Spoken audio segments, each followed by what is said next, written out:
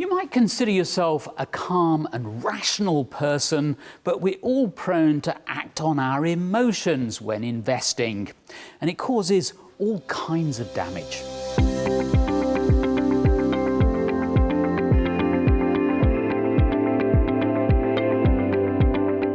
Humans are emotional animals. Sometimes we're able to put our emotions aside at important moments. But sometimes we can't, as most investors who've experienced a full-on market crash will tell you. Here's Joe Wiggins. We love to think of ourselves as cool, rational, decision-making machines, but actually, when we make decisions, it's so often about how we feel in the moment. It's about fear, it's about greed, it's about excitement. That's what actually drives our decision-making, and that can have a profound impact on the type of investment choices that we make. From an evolutionary perspective, emotions are designed to help us.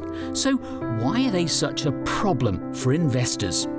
That's an incredibly important point. Most of the behavioural issues we suffer with investors come from things that are actually quite useful for us in being human. So that shot of adrenaline that leads to a fight or flight response is quite helpful for us in many circumstances, and dealing with things that are right in front of us in terms of the short term is also really helpful in many circumstances, but just not from an investment perspective. From a long-term investment perspective, we need to have behaviour that's counter to some of those short-term instincts that can be useful in other contexts. So we have emotions to help us make decisions, and when needed, to make them quickly. But when those decisions affect our long-term financial future, they can be very unhelpful.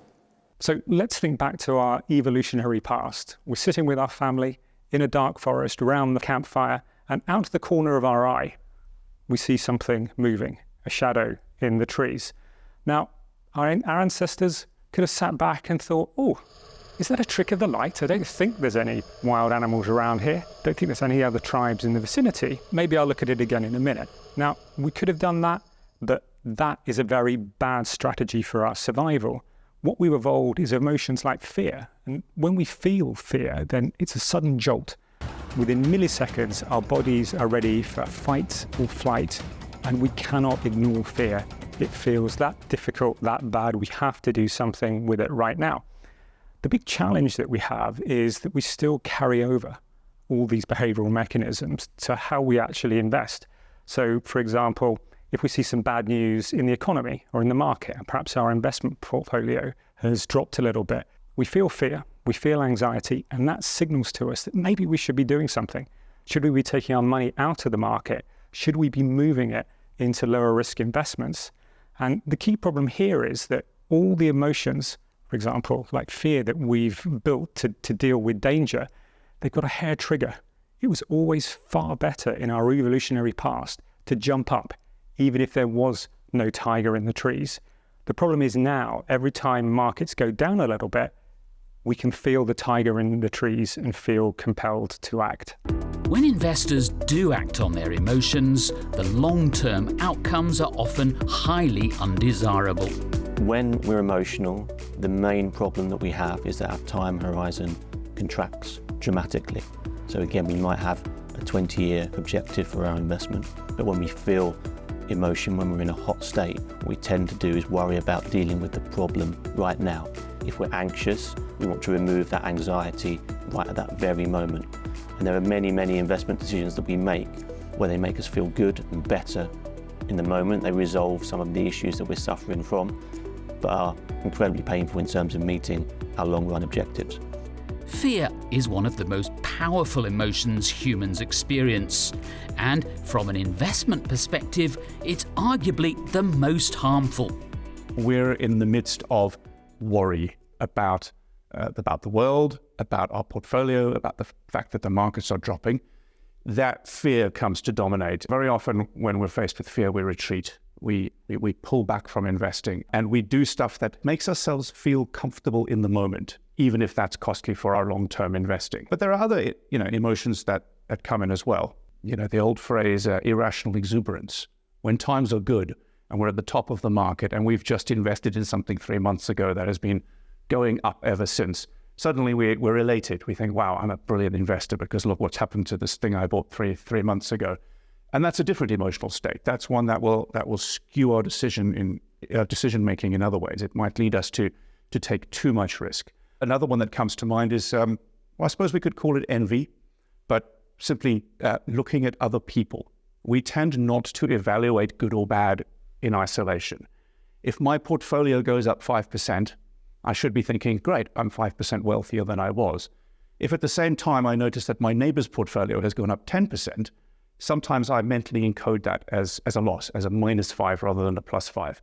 So that notion that we as humans are always comparing ourselves to others is another emotion that will affect the way we make decisions. How then can we reduce the negative impact of emotions on our investment decisions? The first step is to acknowledge them and carefully decide whether or not they're telling us anything useful. We've created the investing world assuming that people are rational and that they make rational decisions. However, we're not. We are emotional beings. And our emotions tend to get in the way when we make decisions. It's obvious that emotions play a part in financial decision-making, investment decisions, because we are emotional beings. We are not rational in our behaviors, and all of our behaviors are influenced by emotions. So why would investments not be? The first thing we have to do is accept that we are emotional. Another useful tip is to avoid making decisions you don't need to take and more or less invest on autopilot. The best route to that is to systematise our investment decision making. So things like regular rebalancing or regular investment, where we systematise that process and take it away from us making a decision in the moment, is incredibly helpful. What we tend to want to do is make cold state investment decisions, so when we're unemotional, to avoid having to make decisions in the future when we might be in a hot state, because we know that the fluctuations of financial markets will provoke an emotional response from us. We know that's going to happen, and it's easier to deal with that in advance than when we're actually in that moment. So, to summarise, acknowledge your emotions and, where appropriate, systematise and automate your investment process. Our emotions serve us well in many ways, but they're of little help with investing.